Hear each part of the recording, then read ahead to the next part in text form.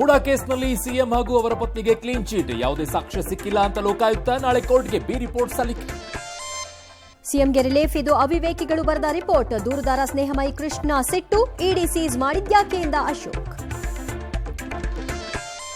ಇನ್ಮುಂದೆ ಅನ್ನಭಾಗ್ಯದ ಹಣ ಬದಲು ಅಕ್ಕಿ ಕೊಡ್ತಾರಂತೆ. ಕೇಂದ್ರದಿಂದ ಪಡಿತರ ಖರೀದಿಗೆ ಒಪ್ಪಿಗೆ. ವಾರ್ಷಿಕ 4,000 ಕೋಟಿ ಉಳಿಸಲು ಸರ್ಕಾರ ಪ್ಲಾನ್. ವೆಚ್ಚ ಕಡಿತಕ್ಕೆ ಅನರ್ಹ ಬಿಪಿಎಲ್ಗೆ ಕೈ ಹಾಕಿದ ಸರ್ಕಾರ. ಉಳ್ಳವರು ಗೃಹಲಕ್ಷ್ಮಿ ಬಿಟ್ಕೊಡ್ಬೇಕಂತೆ. ಜನರೇನು ಭಿಕ್ಷುಕರ? ವಿಪಕ್ಷಗಳು ಗರಂ.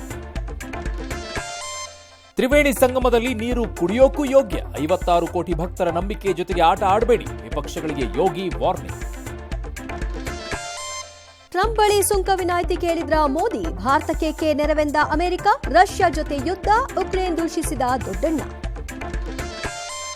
ಸಿಮೆಂಟ್ ಕಂಪನಿಯಲ್ಲಿ ಕಾರ್ಮಿಕನ ಶವ ಎಳೆದೊಯ್ದರು. ಕೆಪಿಎಸ್ಸಿ ಅಕ್ರಮದ ವಿರುದ್ಧ ಸಮರ. ರೇಖಾ ಗುಪ್ತಾಗೆ ದೆಹಲಿ ಗದ್ದುಗೆ. ನಾಳೆ ಪ್ರಮಾಣ ವಚನ.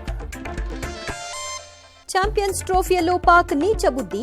ವಿಐಪಿ ಟಿಕೆಟ್ ಮಾರಿಕೊಂಡ ಪಿಸಿಬಿ ಅಧ್ಯಕ್ಷ. ನಾಳೆ ಬಾಂಗ್ಲಾ ವಿರುದ್ಧದ ಭಾರತದ ಪಂದ್ಯ.